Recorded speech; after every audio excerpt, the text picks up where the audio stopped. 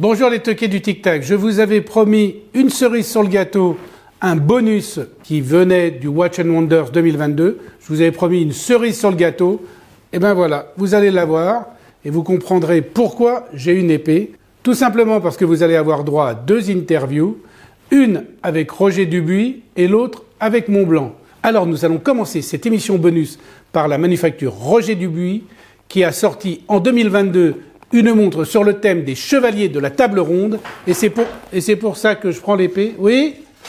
Ah, c'est toi qui avais mon épée. Et ben voilà. Et ben voilà. Écoute, Vous pouvez pas dire qu'on n'a pas à My Watch et sur cette émission des journalistes horlogers quand même qui ont de la gueule. Vincent Davot, le roi de la montre, qui est aussi le roi de la reconstitution historique et médiévale. Je te rends ton épée. Merci. Voilà. Combien ça pèse ce que tu as sur le rue ? 38 kilos. 38 kilos. 38 kilos d'armure, 19 de tension, 9 dans chaque bras. Tu peux nous dire un peu quelque chose sur la manufacture Roger Dubuis ? Ah, la manufacture Roger Dubuis, sont des chevaliers de l'horlogerie. Ah. Des gens qui travaillent admirablement bien, définition exceptionnelle, tout poinçon de Genève. Moi, en tant qu'horloger, j'apprécie leur travail, j'apprécie leur approche. Leurs produits sont créatifs, haute horlogerie, haute couture, viril et décomplexé. Le Graal de la haute horlogerie ? Quelque part. D'accord. Le Graal de la haute horlogerie. Et ça, c'est Excalibur ? Parce que tu sais qu'ils ont des montres qui s'appellent Excalibur. Oui, et si Excalibur est une montre, il n'est pas impossible que le Graal soit un bocal à anchois. Ça, c'est une référence à Kaamelott où je ne m'y connais pas. Allez, maintenant, direction les interviews de CEO.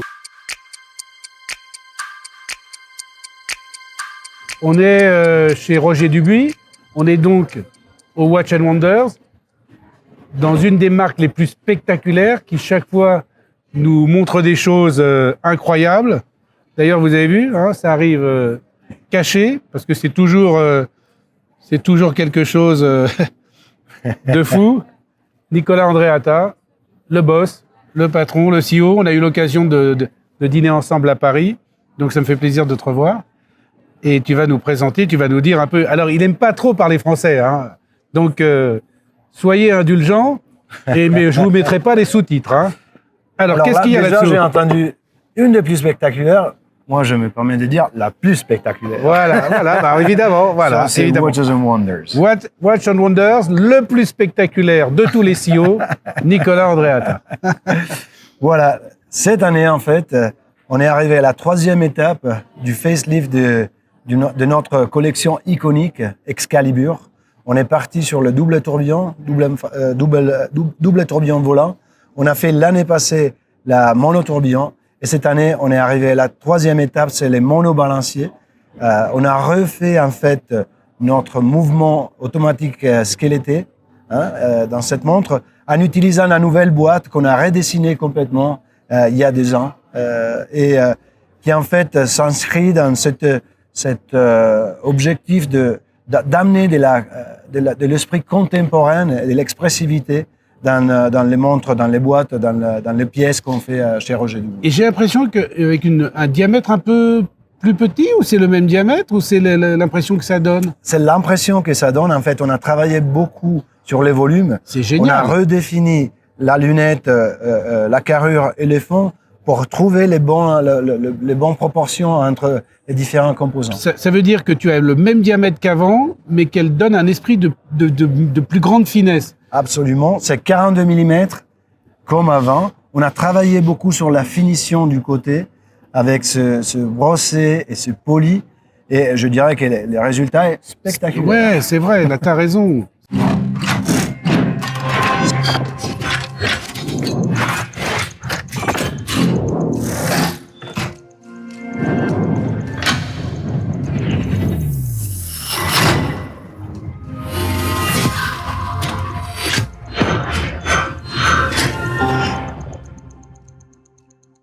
Il y a une architecture de calibre qui est extraordinaire. Je rappelle quand même, parce que c'est important de le dire, que toutes les montres Roger Dubuis sont poissons de Genève. Toutes les montres, une petite partie reste pas poisson Genève, mais on se dit déjà que 2024, on s'est mis comme objectif, on va avoir 100% de poisson Genève. certifié Poinçon de Le Genève. Poinçon de Genève, c'est une des certifications les plus exigeantes qu'il soit en termes de haute horlogerie. Et on fait tout encore à la main. Je dis toujours que pour nos clients, pour ceux qui veulent connaître mieux Roger Dubuis, c'est absolument important de venir nous visiter et regarder comment on fait les choses chez nous. Et les gens peuvent venir prendre rendez-vous à la manufacture. Ouais, Ils ont le droit de venir, mais il faut acheter une montre.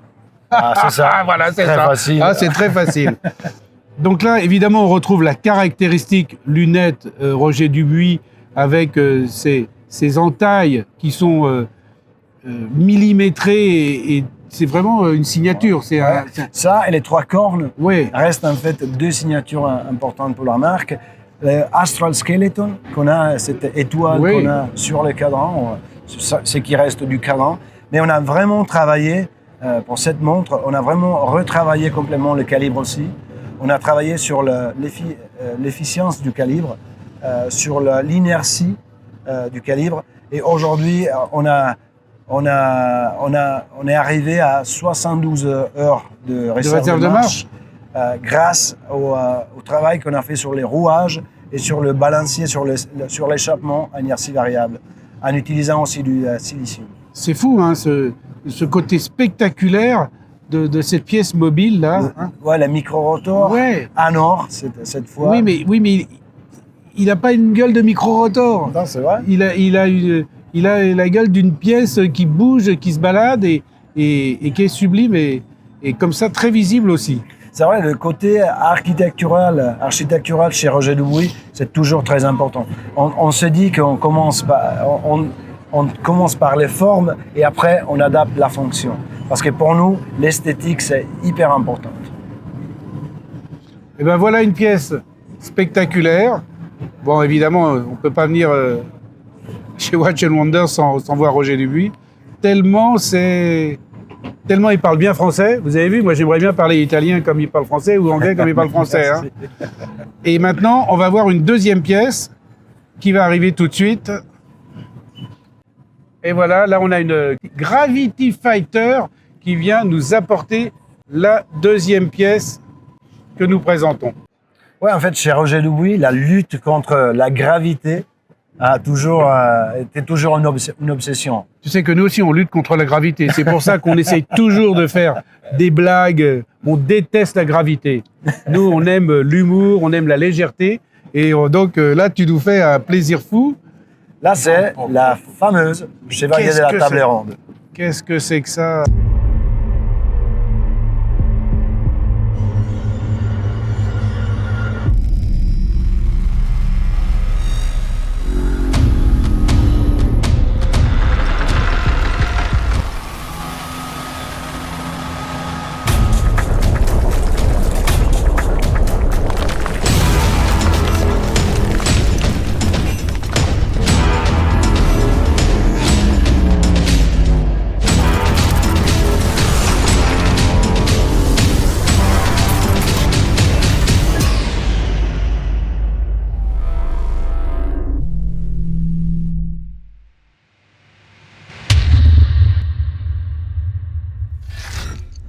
On travaille toujours avec la légende de King Arthur, le roi Arthur, et ses chevaliers.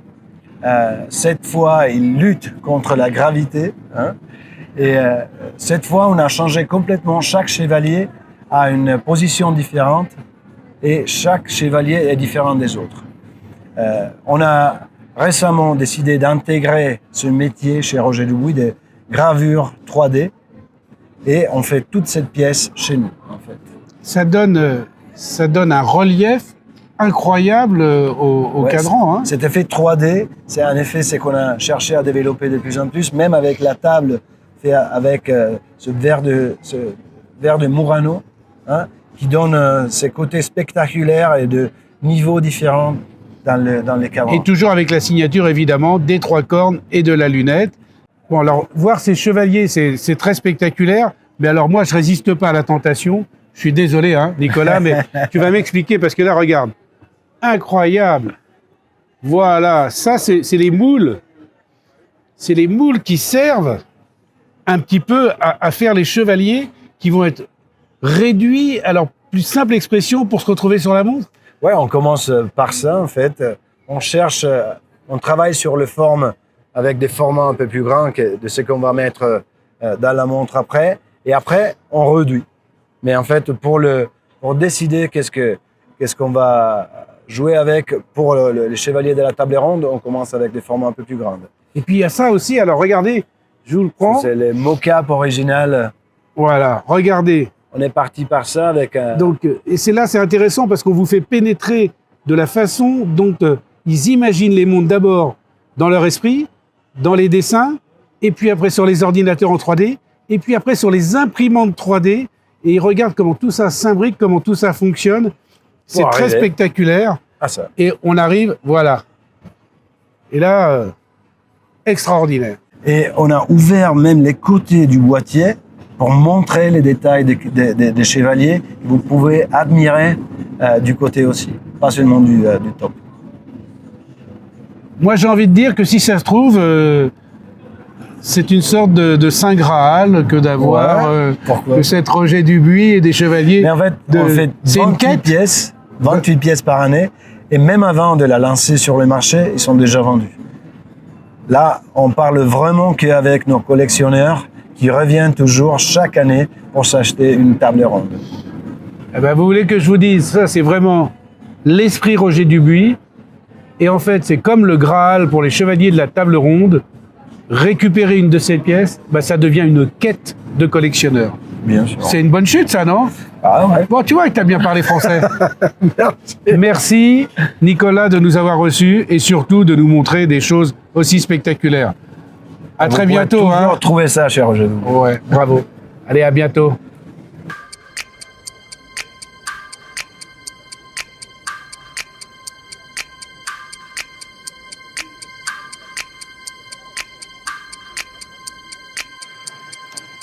Voici la mer de glace. Voici des montres incroyables avec des caractéristiques sublimes et des cadrans qui correspondent à des couleurs de glacier. Le noir, le bleu, le vert. Je ne vous dis pas chez qui on est. Regardez. Bon, alors là, on est chez Montblanc. Et puis, arrêtez de dire que Montblanc, c'est que des stylos, parce qu'il ne faut quand même pas oublier qu'ils possèdent 2 manufactures de très haute qualité. Et là, on va vous présenter une montre, parce qu'il y a tellement de choses à dire qu'il vaut mieux se concentrer sur cette montre, qui est un concentré de technologie, un concentré d'innovation, et surtout avec un cadran qui, je crois, est une première. Ah, une première en horlogerie.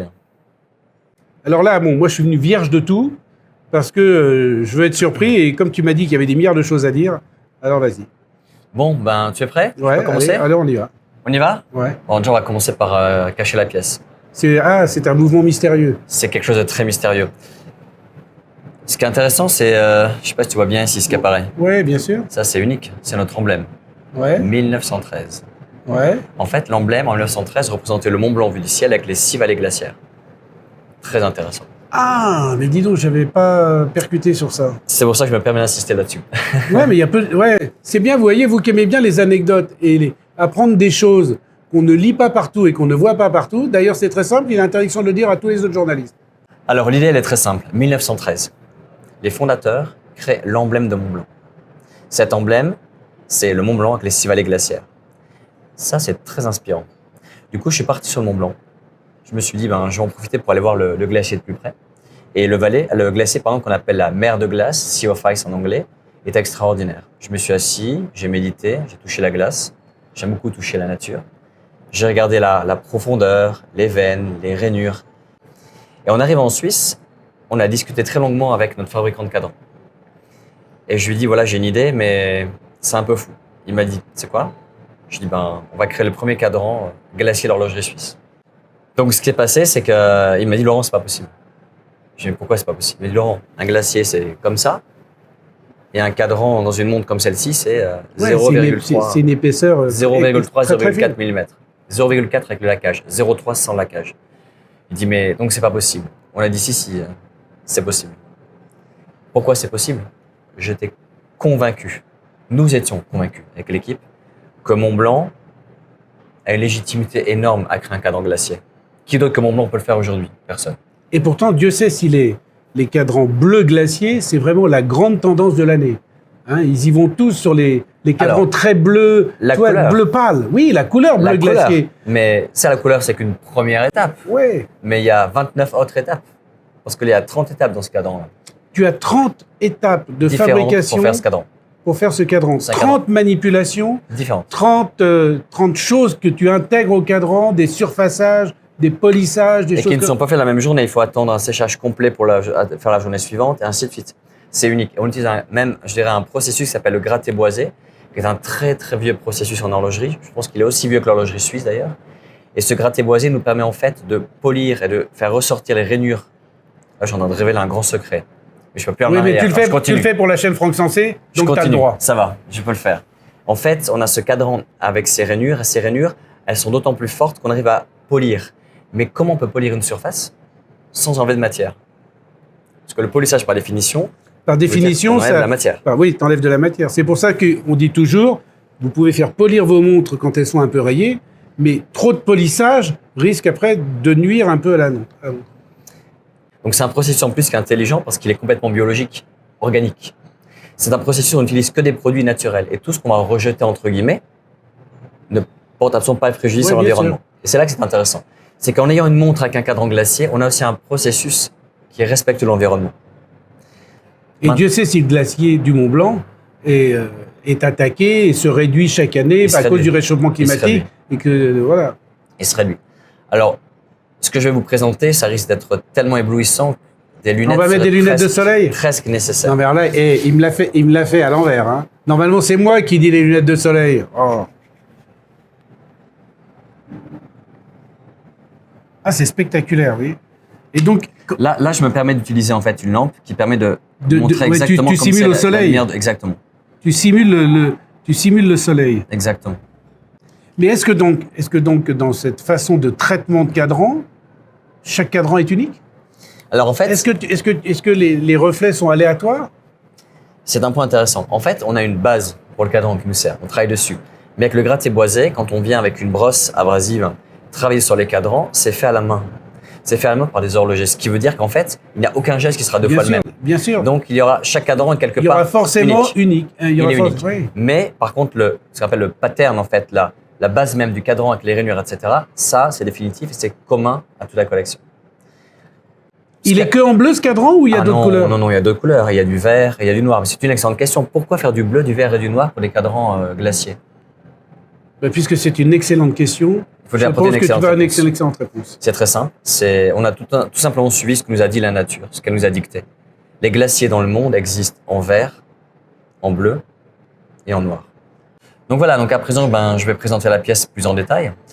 D'ailleurs, si vous me permettez, je vais enlever le gant. Bien sûr. Il faut savoir, par moment, tomber le gant. Il faut tomber les masques aussi. Tomber les masques. Alors, ce bracelet, il a une grande particularité.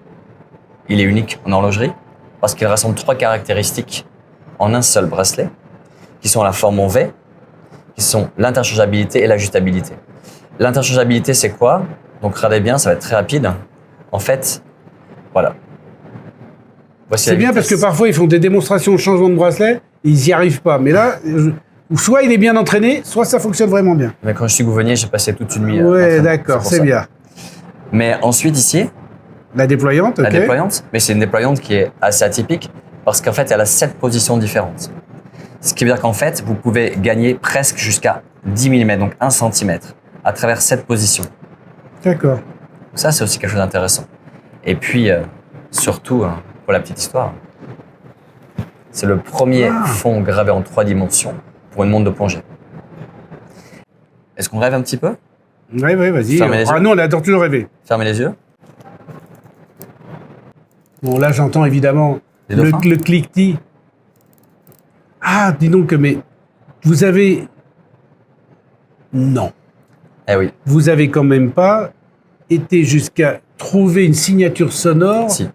de la lunette tournante. Si. Et je vous raconte la vraie histoire d'où ça vient. J'avais travaillé chez Porsche il y a quelques années et j'avais été très impressionné par les ingénieurs qui travaillent au son de la portière qui se ferme. Quand on ferme une porte chez Porsche, on se sent en sécurité. Et j'avais retenu ça. Je me dis, quoi qu'on développe dans la vie, il faut garder ça en tête. Donc, on n'a pas lesté la lunette. En revanche, on a créé une signature sonore unique, extrêmement qualitative. Et c'est très intéressant parce que des personnes qui font de la plongée, quand ils ont écouté comme ça, m'ont dit, mais on dirait exactement le son des dauphins sous l'eau. Ouais, c'est sympa, c'est vrai. Et c'est vrai que ça fait penser à ça. Ça fait penser à Et ça. ça a travaillé chez Porsche? Je travaille chez Porsche, oui, tout à fait. En Allemagne, dans la voiture. J'espère que tu as regardé quand même l'émission Michigan, qu'on a faite. Michigan. J'espère que tu as regardé l'émission qu'on a faite sur le lancement de la Tag Heuer Porsche, la nouvelle. Absolument. Sinon, on faut la que regarde ensemble. Ah bon, j'aime bien, hein. Parce qu'on pilote sur les glaciers, interview de Patrick Dempsey. Je vous laisse la vignette là pour ceux qui ne l'ont pas vue. J'espère que vous l'avez tous vue. Moi, je cours sur les glaciers. Non mais tu cours pas en Porsche, Non, je cours à pied. tu cours à pied. Avec les chaussures. Voilà. Voilà. Avec moi, je suis en Porsche, sur la Ça, glace. c'est extraordinaire. Tu vois, Mm. voilà. Et maintenant, la dernière chose à expliquer, il se passe quelque chose avec cette pièce. Voilà. Cette pièce, les 1786 premières montres qui vont être envoyées dans le monde de façon aléatoire ont une particularité. Il y a du SLN. Le SLN, il est bleu. Donc, ça veut dire que le SLN, il va être bleu sur la partie des index ici. Il va être bleu également sur les aiguilles. Mais sauf pour les 1786 premières pièces. Ça va être comment? Ce sera vert pour les aiguilles, bleu pour les index quand la pièce sera dans le noir. Bleu, vert, noir. Ça vous rappelle pas quelque chose? Bah si, c'est la couleur des glaciers. Exactement. Non mais je suis, moi monsieur, Mais je suis. il y a une grande particularité. Pourquoi 1786? Parce que le Mont Blanc a été conquis par Jacques Balmat en 1786. On n'a pas communiqué dessus. C'est pas dans le dossier presse, on n'en parle pas. C'est juste les clients, magasins qui auront la chance d'avoir cette pièce-là. Just for you. Exclusive. Hein? Bon, je sais, vous allez me laisser des commentaires, il faut qu'il revienne, etc. Je sais pas, parce qu'il est quand même long comme garçon. Hein. Il est long. Mais il est tellement passionnant, on le fera revenir. Allez, au revoir.